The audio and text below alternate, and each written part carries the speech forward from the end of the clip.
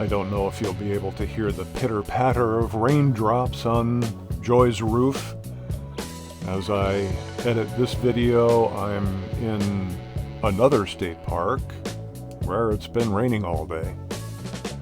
But on today's episode, I'm leaving Lake Erie State Park. Really enjoyed meeting my online gaming friend Brad and his grandson Brad. But time to move on. We're going to head down to Jamestown, New York. It's only about a 45-minute drive. And there we'll find the Lucy Desi Museum. So let's go.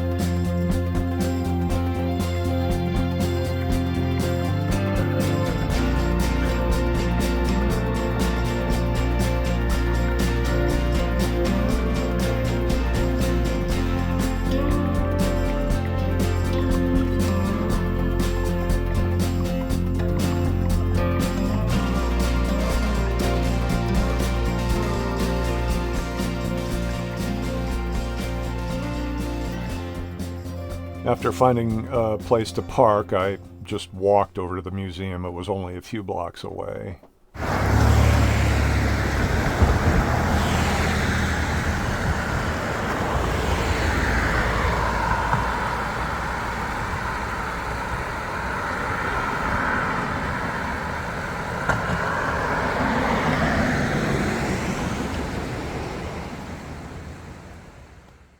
The Lucy Desi Museum is split into two parts with a single admission.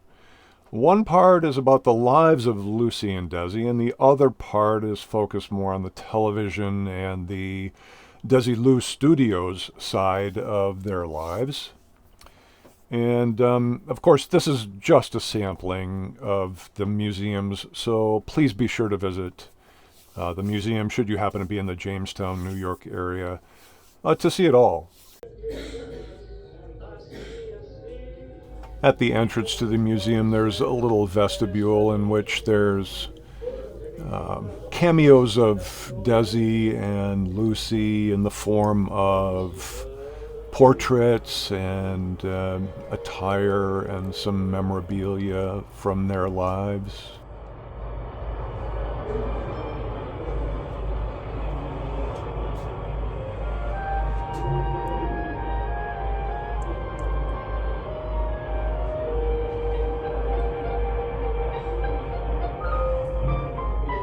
I think one of the ways I try to wrap my head around dates is to try to relate it to other things in my life. My mother, for instance. Lucille Ball was born 19 years before my mother was born. So Lucy was born in 1911 and my mom was born in 1930. So Lucy was 19 years old by the time my mom was born. And that gives me kind of a frame of reference to relate to. Do you guys do that kind of thing too? Just curious if I'm the only weirdo who does this. I did not know or wouldn't have guessed that Lucy was a high school dropout. Apparently she made it through her freshman year of high school before deciding to just strike out on her own and try to hone her craft. But you kids, stay in school. And of course, to make her dreams come true, she had to move out to Los Angeles and Hollywood. And, well, it all worked out. As for Desi, his coming to America story seemed fraught with political unrest in his home country of Cuba. It's interesting that the name Ventura, which is popular in California as a city, as the name of a county, and even a highway that the band America once wrote a popular 1970s song about. And that word Ventura can be traced back to Desi's great-great-grandmother. Who knew, right? So boy meets girl on a movie set amid a flurry of rumors and paparazzi. Typical Hollywood story, right? And the rest is history. Busy work schedules and even a pesky world war made for little time together, I guess. But soon enough that would change with the introduction of the I Love Lucy show in 1951. That's 6 years before I was born, and the series had actually concluded a mere 6 months before I was born. So I Love Lucy was over by the time I was born. That's something I hadn't known. Sadly, in typical Hollywood style, Lucy filed for divorce the day after the Lucille Ball and Desi Arnaz comedy hour, which had kept them on the air after I Love Lucy, ended. There's plenty of clothing from the period on display.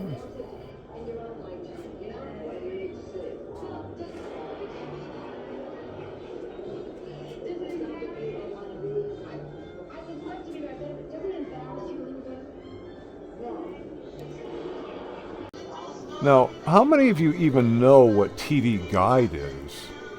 For the babes born into the internet world, TV Guide was a weekly periodical that had the listings of every show that was on in your market, what channel, what time, based on the city where you lived.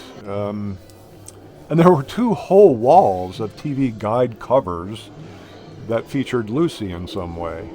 The most of any actress ever, I guess.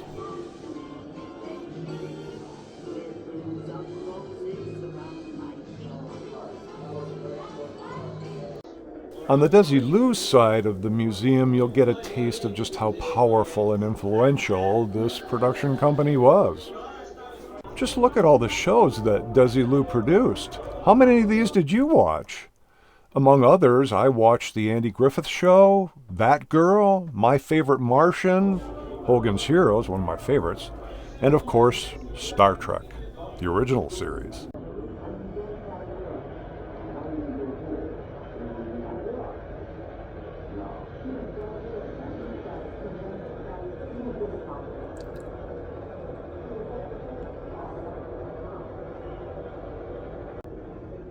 Lucy's congratulatory letter to Gene Roddenberry was a real treat to read. Not sure what production value there is in a car, but it was cool to see the Mercedes Lucy drove around town in.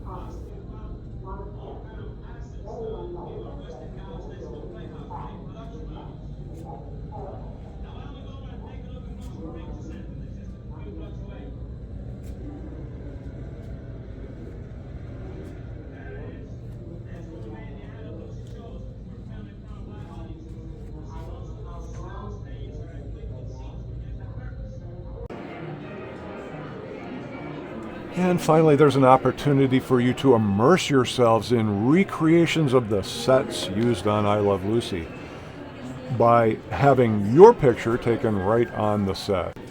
Probably worth going to the museum just for that.